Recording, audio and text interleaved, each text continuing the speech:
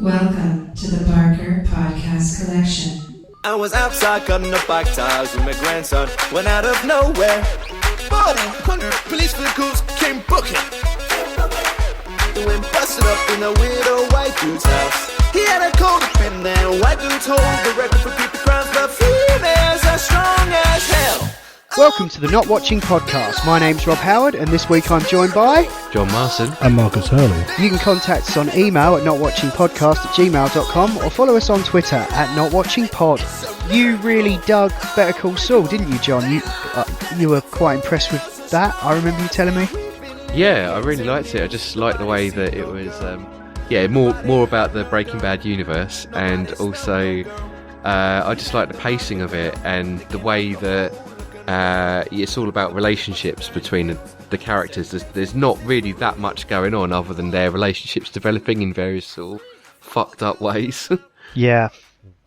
But it's awesome. I particularly enjoyed watching Saul's relationship with his brother throughout the series changing and trying to figure out why his brother hates him quite as much as he does, you know? Yeah, well, they keep dropping in little bits from the past and stuff. It's very there's a lot of like layers to it, I think. It's mad. Like it's love-hate throughout the whole thing, isn't it? It's like he's like they're always stopping just short of destroying each other, kind of thing. Yeah. But there was a ton of callbacks to Breaking Bad in it. Yeah, you had the whole the twins showed up. Tuco. Yeah, there was the whole Salamanca. Tequila thing that was what Gus used. And there was whole characters and locations, and the guy who sold Mike the gun was the guy that sorted Walt out with the machine gun at the end of Breaking Bad. He's also the guy who is in Supernatural as the kind of like father figure in absence of their real father. Oh, okay. Yeah, he's another Supernatural character. Bobby Singer. Yeah, Bobby Singer. Cool. Yeah, no, I really enjoyed it. Bit of a Easter egg was that if you take the first letter of the title of each episode of season 2 of Better Call Saul, it spells out Fring's back. Oh, does it? Yeah. Yeah. So there you go. There's a bit of a next tease. Series, first episode. Yeah. Cool. It'll be set in Los Polos Hermanos. Yeah. I also caught up on Banshee, season 4, the final season. Are you up to date with that, John? I haven't seen the latest one. I'm probably going to watch that later on tonight. Oh, I didn't leave the house yesterday, Bank Holiday Monday, and I just caught up on a bunch of stuff. Cool. So, because I've been watching superhero movies for 2 weeks. But it's all right. Highlight of the season so far for me has been the introduction of Eliza Dushku, who's one of my favourite actresses out there. Yeah, she's cool. She's just her character is kind of fucking ridiculous. Yeah, but then they all are really. But yeah, yeah, she fits in just fine.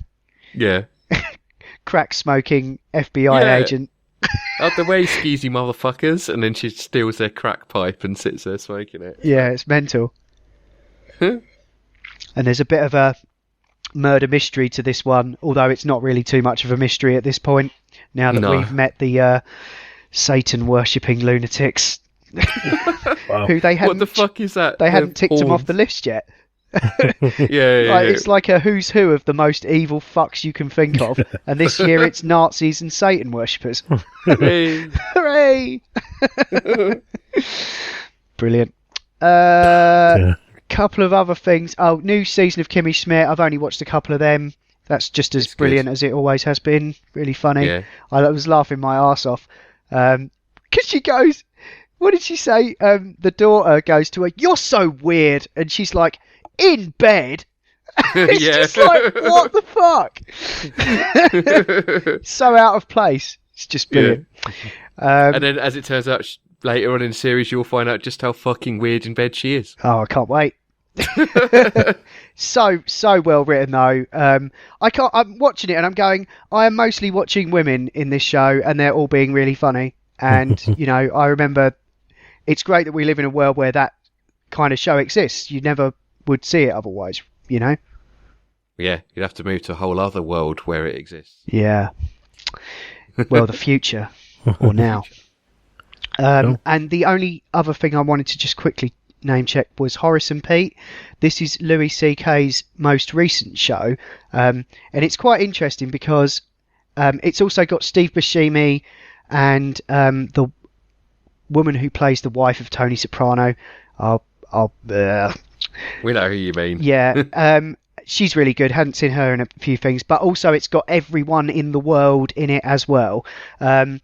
It's got because the whole setup is it's all shot like sort of 1 or 2 camera show like Big Bang Theory, where you can almost imagine it being on like a live show, but there's no audience, so thank fuck for that. No canned laughter, and it's not even like always a comedy because there's some pretty heavy shit they're dealing with in it. Steve Buscemi's character's like a paranoid schizophrenic, and the woman from Sopranos who plays Louis C.K.'s sister, she's got cancer in it, her character, and they've got their mad uncle who's played by Alan Alda, who's the guy from MASH. You might remember. But no, Horace and Pete's really good. I love Louis C.K. He's got some really good humour. But the thing is, because they've apparently it cost him £500,000 of his own money to set this up, or something like that per episode. He was paying all these guys full rate, because otherwise they'd have other jobs that they could be doing in the meantime, paying that sort of money. But because the production value was really low, it means that they could turn the episodes round really quickly. He aired it on his own website, so it wasn't on TV, because it's just not the sort of thing you'd really see on TV. But they were able to tackle some like sort of current affairs shit, and it's not the sort of thing you'd expect to be hearing when they're talking about Trump and just other mad shit that's going on. But the whole setup is almost like Cheers, where like you never know who's going to walk through the door next. Yeah. Oh, cool. But like bit of a revolving door of talent and varying episode lengths. Like I think the pilot was an hour and a half. Okay. Some episodes were 20 minutes. Yeah. So they were just literally as long as they needed to be. Which is another thing you're not going to. Kind of like that. Yeah, it's not the sort of approach you're going to find on regular TV. Worth watching. Yeah, I mean, check out the pilot. It's not for everyone. Some of it's like pretty damn depressing, to be honest. But there's kind of a truth to it that's quite refreshing. It's not like most other shows. Yeah. Anyone watched anything that I've not mentioned? I'm still watching season 11's episodes of Supernatural. Are you really? Yeah. I don't think I'm ever going to get killed It's up gone on that again. insane. I didn't think they could reach a level of insanity, but just when you think, I mean, it's one of those shows where they literally look at every single bit of mythology and think, how can we kill it? Yeah. Every single bit. They must be running out by now. Oh no, surely. I thought so too, but they've unleashed something called the Darkness. I thought it was the band. Get your hands off of my woman. But apparently it's a rather not unattractive woman who is a very, very pissed off deity and the sibling to God. Wow. Oh right. So so she's looking for God to kill him. Yeah, I know. What level is this on now? I'm not sure. Kind of makes Judgment Day look like just another fight with two bums in the car park. And that was like the end of season 5. Wow. It's just it's insane. It is actually insane if you just stop and think what the hell's going on. But the guy who played Crowley, who also played Badger in Firefly. Oh yeah. He's awesome as Crowley. Absolutely awesome. In fact, I I heard that the Neil Gaiman with Terry Pratchett's blessing has he's going to be doing a film or a TV show of Good Omens. Oh yeah, I think I heard something about that. And I just thought it'd be such a shame because I know he's already playing Crowley and he's already in a show, but the character, the demon, it's a demon and an angel that team up and they basically have to stop it. And I think you really got a British guy called Crowley and he plays him so well. so well. And it's just like, it'd just be a shame if he couldn't do that as well.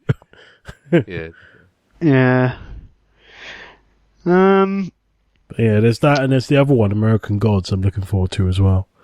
Oh yeah, that's going to be insane. The book's absolutely mental. I might read that again, actually. Yeah, I'm looking forward to it. Is that's a comic? Is it? No, it's a book. They're both novels an actual by book Neil Gaiman. full of words. Yeah, books. I don't think they've even made a comic of it, Rob. So you're going to have to actually read the words. You could probably get an audiobook. Though. Yeah, I would imagine so. Or you can wait for the TV show and just watch that. I'll probably do that. Yeah. Yeah. No, if it's good, then I'll check it out. It's worth reading. What's that basically about again? Oh God, I can't remember. It's been so long. Well, Good Omens is basically about the return of the Antichrist, but he's in a little village, like in Norfolk or something like that. I don't know. And there's lots of. It's basically Neil Gaiman, who's very odd fantasy writer, and Terry Pratchett, who's also odd fantasy writer, and they collaborated on that. And it's just it feels like both of them. It's one of the few books I've read in which it's almost a perfect blend of two authors. Oh, okay. It's absolutely spot on. But American Gods is it's interesting. It's basically how all of the gods that you know about are basically being superseded or even just they're fading away and all the new upstart gods are coming up, like television and all this sort of stuff. It's the idea that gods only exist because people believe in them, yeah. And that when people stop believing in them and start, worshipping other stuff like fashion or telly or whatever, they lose their power and stuff, and it's just... Oh, that's cool, Some of them aren't quite ready to give up on being a god just yet. Well, but it's a really good book, though.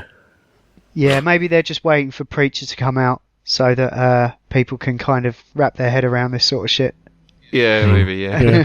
This has been the Not Watching podcast in partnership with notlistening.co.uk, where you can also hear myself and Ian talk about video games and virtual reality on the Not Playing podcast, and Adam, Ash and Will talk about all manner of funny things on the Not Listening podcast.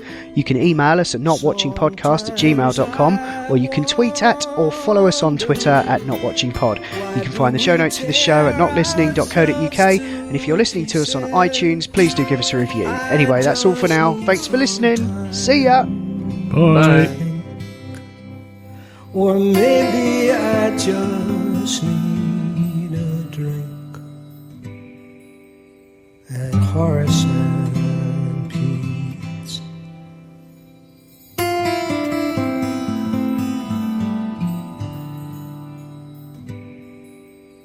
Horace and Pete. Well, I'm going to be embarking upon an X-Men marathon now that I've done the MCU. Cool. I thought I'd give them all a fair shout because there's some really mind-bending time travel shit in that, and especially in the last one, and several extended cuts that I have never got round to. The Wolverine. Yeah, that's worth it actually. The extended. Yeah, I haven't seen that. And also there was the road cut of Days of Future Past that I think you mentioned, Marcus. I saw that. Yeah, it's pretty cool. There's enough little bits in there, but you do see Anna Paquin turn up in it, and I think one or two other bits have changed slightly. Okay, but it's just enough so that the storyline flows a little bit.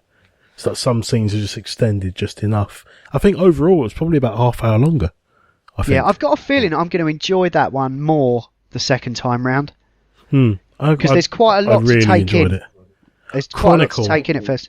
Chronicle, that was the film I was talking about. Yeah. That was Strange great. one. That wasn't too bad. Yeah. Yeah. Less said about what he went on to do after the better, I think. But yeah, I'm kind of glad in a way I get to get the X-Men Origins Wolverine out of the way first. I could have maybe not even bothered, but I thought I might as well do them all.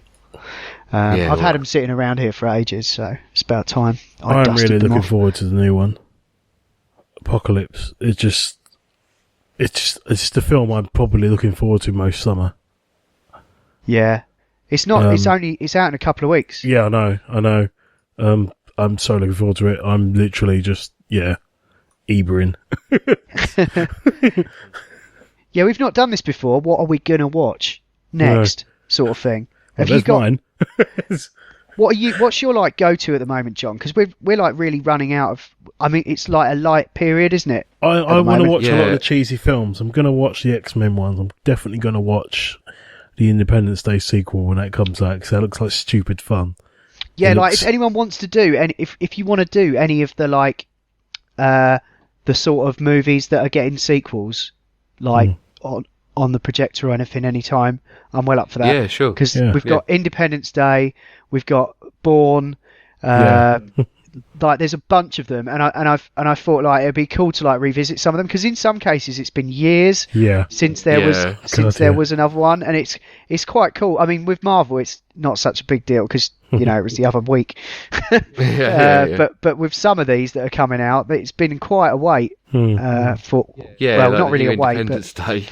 That came out ages ago. It's got to be like 18 years back. I think that was my first adult experience as a cinema goer. Not in a weird way, but adult experience. Well, I didn't really go to the cinema kind of before then. I think, well, when was that? God, it's like 96. It was 96. Yeah, it's 20 years. God, 20. I was 16. Yeah, I was 17. I remember being real happy about it because even though it was a small cinema we went to, it had the sound up so much the seats were vibrating as the ships were coming in, and I was just thinking, oh my god, this is like 3D but with sound. Yeah, because 3D wasn't even a thing then. It'll be interesting to see how those special effects held up on the original though. Yeah, because it was a long time ago now. I'm sure some bits do look quite ropey. There's a bit I remember with a dog jumping in the tunnel and the flames behind it, and that looked ropey back in the day. So that's probably going to look super ropey now. There was some bits on X-Men, the whole bit with when he's flying at the helicopter. That was looking a little bit ropey. The wire work was a bit, Well, I think they were just pushing the boat out a bit too far. But now, now they can do those scenes, and it looks wicked. I remember Halle Berry looking very uncomfortable when she was flying in like the first one as well. She was like, there's a bit where she comes back up, and she looks like I'm not going to move. Riding up her arse. Yeah, I'm not going to move just in case I start spinning around uncontrollably or something. Yeah, I've got all this to look forward to over the next few weeks. Nice. We got Preacher coming up fairly soon. Oh my god. Definitely going to be watching that. Peaky Blinders is back this week. Oh, is it? Yep. Are they doing the whole thing or one at a time? Once a week. So stash it up on iPlayer or whatever it's on. What's that, Amazon? I think it's on iPlayer. Oh, okay. I think it's BBC or it's. Yeah, it is. It'll be on one of the streaming. I think it's things. on Netflix as well. They brought it up afterwards. Season 1 and 2 are definitely now on there. Yeah, it's BBC Two. Season 1 and 2 of it are on Netflix. Really good show set in Birmingham it's like 1920s, is it? It's after World War One, isn't it? Yeah, 1919 it says. Yeah. Got a bit of a lock stock kind of vibe to it. Contemporary. Is Tom Hardy back? I believe so. Yeah, he was wicked in that last series. Yeah, playing the Jewish guy. Character. Yeah. Is he in there? I'm looking on the cast list now. He's still alive, isn't he, by the end of the second series? Yeah, he's in there. So that'll be good. Yeah, I really enjoyed that. I only caught up on that just around Christmas time. And the third season of Penny Dreadful just started as well. Did you guys watch any? I know you watched some of it. I haven't seen the second. I don't think. I need to catch up on that. It's doing better than. It's got a higher rating on Metacritic than Game of Thrones at the moment. Is it really? What's it the up second to? series 81. I heard was really good. But Wow. 81. Beating them all. Maybe I'll start watching that again. Yeah, beating them all though is Silicon Valley. Oh, really? Yeah. Which is a bit weird. I did like the first series of Penny Dreadful, but we didn't pick up the second one. But yeah, might have to watch yeah, that. I had it recorded on my Skybox and I deleted them because I thought, well, I needed the space. And Yeah. but then I really should watch that because it was freaky, but it kind of made sense at the end. I was like, oh my god, yeah. Yeah, I for a watched. while, Eva Green was being weird, and yeah, I know she was naked and having sex with demons, Hey. and it was intriguing to watch on a certain level. But Yeah. you're kind of like, I don't know where this is going. I don't know what's happening. Then it starts adding some story into it again, and you're like, okay. And then the big reveal at the end, which you kind of see coming, and then you go, oh shit. So I should pick it up. Yeah, there was. It was all witches and stuff in the second season. Oh, cool. Oh, that sounds good. Yeah. Cool.